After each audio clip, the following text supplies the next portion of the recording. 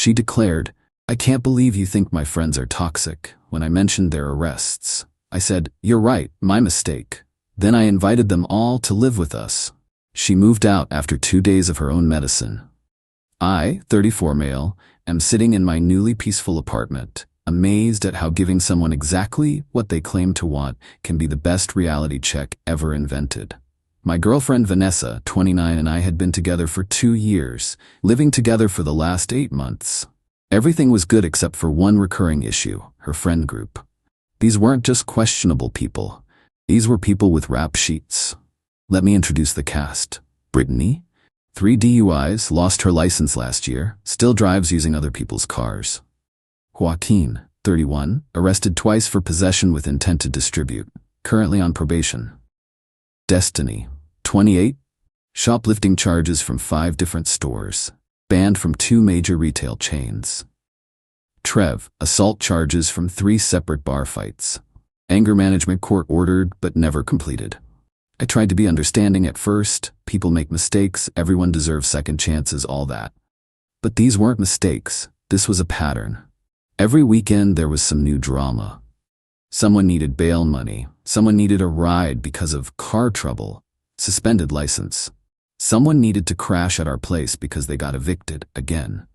2 weeks ago I finally had enough. Joaquin had shown up at 3 a.m., high as a kite because he needed somewhere to lay low.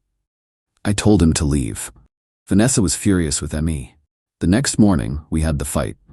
Me? Your friends are toxic, they're constantly in trouble, and they're dragging you into it. Vanessa, I can't believe you think my friends are toxic. They're good people going through hard times. Brittany drove here drunk last weekend. That's not a hard time, that's a crime. She only had 2 drinks. She has 3 DUIs. She shouldn't have any drinks before driving. You're so judgmental.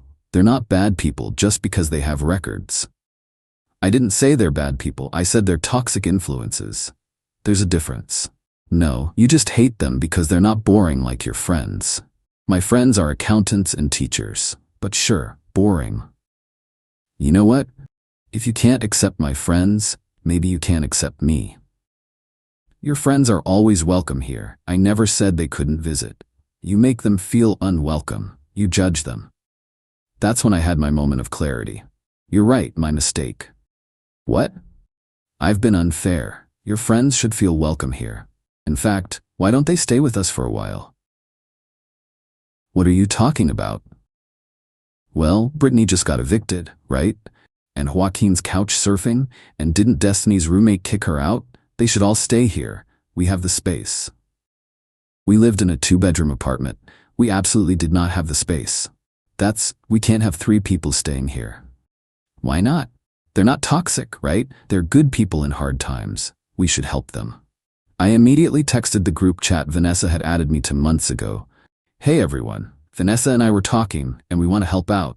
Anyone who needs a place to stay, our door is open. Brittany, I know you're between places. Joaquin, couch surfing sucks. Destiny, forget that hostile roommate. Come stay with us. The responses were immediate. Brittany, OMG, really? I can be there tonight. Joaquin, bro, lifesaver. I got my stuff in my car already. Destiny, yes, screw my roommate, coming tomorrow. Yo, can I crash too? My landlord's being a dick. Me, everyone's welcome. Mi casa es su casa. Vanessa stared at her phone, then at me. What did you just do? Exactly what you wanted, showing your friends they're welcome. Update 1. Brittany arrived that evening with 4 suitcases, 2 garbage bags of clothes, and her emotional support chihuahua that she never mentioned having. She immediately took over the bathroom counter with her makeup and skincare routine. This is temporary, right? Just until I get my settlement. What settlement? Brittany, from my accident. The other driver's insurance is going to pay big. The accident was her 3rd DUI where she hit a parked car. Joaquin showed up at 11 p.m. with his essentials, a PlayStation, a massive bong, which I immediately said couldn't stay, and 3 duffel bags that reeked of weed. He set up camp in the living room. Yo, this couch is mad comfortable, better than my boy's floor. Destiny arrived the next morning with her boyfriend I'd never heard of. Destiny, this is Tank. He's staying too, right? We're a package deal. Tank was 6'4", covered in face tattoos, and immediately asked where he could store his peace. I told him no weapons in the house. He laughed like I was joking. I wasn't. Trev came by that afternoon, saw the chaos, and decided to camp out too. Trev, just for a few nights, bro, till my landlord stops being a fascist. His landlord wanted rent. That was the fascism. Our 2-bedroom apartment now had 7 adults and a chihuahua. Night 1 was special. Brittany pre-gamed for a chill night in and threw up in the kitchen sink. Joaquin hotboxed the bathroom until the smoke alarm went off at 2 a.m. Tank and Destiny had a screaming match about him texting his ex. Trev punched a hole in the wall during a Call of Duty rage quit. The chihuahua stress peed on our bed. Vanessa tried to maintain her position. They just need to adjust. It's a new environment. Me, you're absolutely right. They probably feel uncomfortable. We should make them feel more at home. The next day I went shopping. Bought air mattresses for everyone, extra towels, shower caddies, the works. Set up a whole dormitory situation. Even made a chore chart. Me, loudly, house meeting. Since we're all living here now, we need ground rules. Rules? I thought we were guests. Me, no way, you're family. Vanessa's friends are my friends. So here's the deal, everyone contributes. Groceries, utilities, cleaning. Fair? I'm kinda between jobs. No worries, you can contribute with chores, you're on bathroom duty. This is weird, man. What's weird about helping friends? Vanessa, back me up here. Your friends aren't freeloaders, right? Right? Of course not. But here's where it got interesting. I wasn't just being petty. I was documenting everything. Every incident, every violation, every crime committed in my home. Because turns out when you invite chaos, chaos delivers. Update 2 Day 3 is when things escalated. I woke up to find Joaquin had friends over. 3 guys I'd never seen before were conducting what looked very much like a deal in my living room. Money changing hands, small bags being distributed. Me, cheerfully, morning everyone.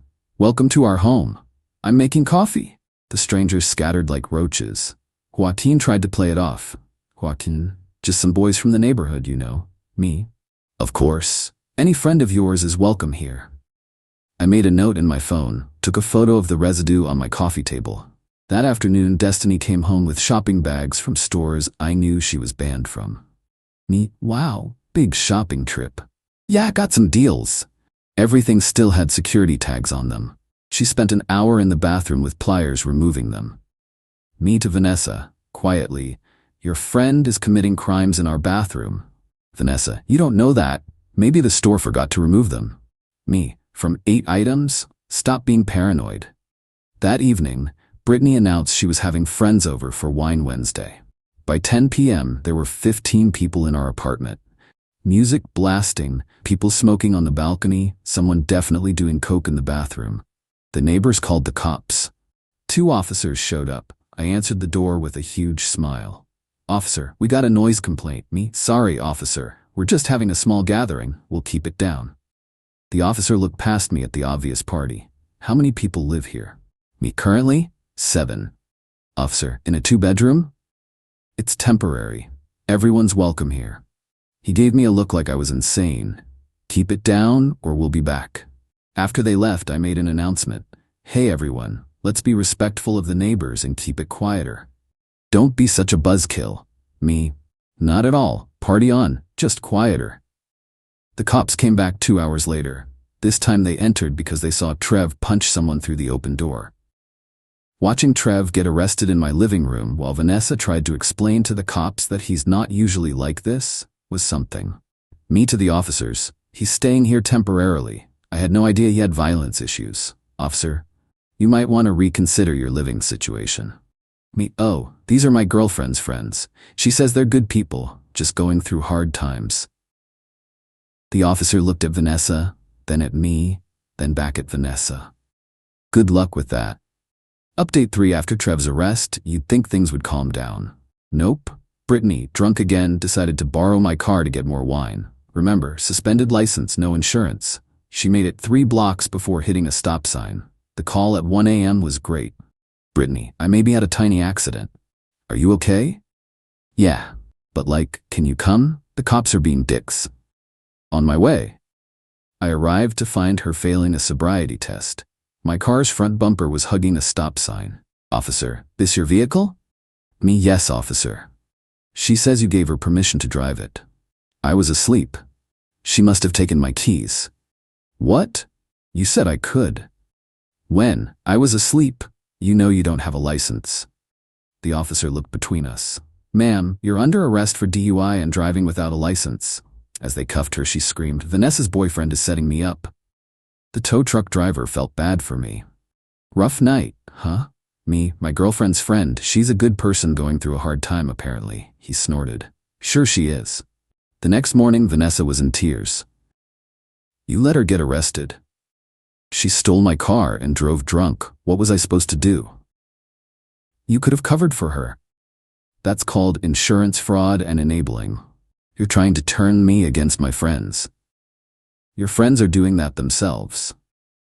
Then came the raid. Yeah, you read that right. Turns out, Joaquin's friends had been watching our apartment. When they saw him get comfortable, they assumed it was his new base of operations. Someone informed the police that our apartment was being used for drug distribution. 6 a.m., door gets knocked down. Full raid. Everyone face down on the floor while they searched. They found Joaquin's stash, personal use, but still illegal. Destiny's stolen goods with tags and store sensors still attached, and Tank's unregistered firearm. Remember when I said no weapons? Joaquin, Destiny, and Tank all got arrested. The detective pulled me aside. Detective, Mr. Rodriguez, are you aware of what's been going on in your home? Me, I invited my girlfriend's friends to stay after she insisted they weren't toxic. I've been documenting everything. Would you like to see? I showed him my phone. Photos, notes, timestamps. Detective, why didn't you report this? Me, my girlfriend said I was being judgmental. I wanted to give them a chance to prove they were just good people in bad situations. He shook his head. You're either the dumbest or the smartest person I've met this week. As they led everyone out, Vanessa was sobbing. Vanessa, this is your fault. You called them. Ma'am, we received the tip 3 days ago. Your boyfriend didn't call us. 3 days ago, I was buying them air mattresses. Final update. After the raid, it was just me, Vanessa, and the Chihuahua in the destroyed apartment. Hole in the wall, cigarette burns on the couch, mysterious stains everywhere, and my car still impounded. Vanessa was frantically calling lawyers, bail bondsmen, anyone who could help her friends. Vanessa, I need $5,000 for Brittany's bail. Me, I'm not paying bail for someone who stole my car. Joaquin needs a lawyer. He should have thought of that before dealing drugs in our home. You're heartless. These are my friends. These are criminals who you insisted weren't toxic. That's when she snapped. Started packing her things. I can't be with someone who would do this to people I care about. Do what? Give them exactly what you said they deserved? A welcome place to stay? You set them up. I gave them free housing. They chose to commit crimes here. You knew this would happen.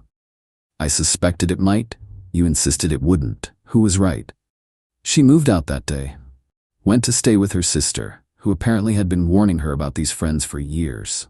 The aftermath. Brittany, convicted of DUI number 4, got 6 months in jail, lost her license for 10 years. Joaquin, probation violation plus new possession charges, got 18 months. Destiny pled down to misdemeanor theft, got community service and restitution. Tank, illegal firearm possession, got 2 years. Trev, assault charges, pled down to 90 days plus anger management, mandatory this time. My apartment was trashed. Insurance covered some damage, but I was out about $3,000 in repairs and cleaning. My car needed $1,800 in repairs. Small price to pay for the lesson learned. Vanessa texted me last week, 2 months after moving out. I'm sorry, you were right about them. Brittany's mom called me crying because she's in jail. Joaquin's family blames me for letting him stay with you. Destiny stole from her sister, who bailed her out. I thought I was being loyal. I was being stupid. I replied, you weren't stupid. You were loyal to the wrong people. Vanessa, can we talk? Me? No, you chose them over us when you defended their behavior.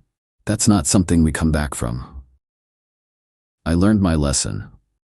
Good, apply it to your next relationship. The Chihuahua, by the way, wasn't actually Brittany's. She'd stolen it from an ex. I found its real owner through a Found Pets Facebook group and returned it. Got a $500 reward, which I put toward my car repairs. My friends think I went too far. That I should have just kicked them out day one or called the cops immediately. But here's the thing. Vanessa would have always believed I was the bad guy who judged her friends unfairly. This way, they showed her exactly who they were. They had every opportunity to be the good people in bad situations she claimed they were.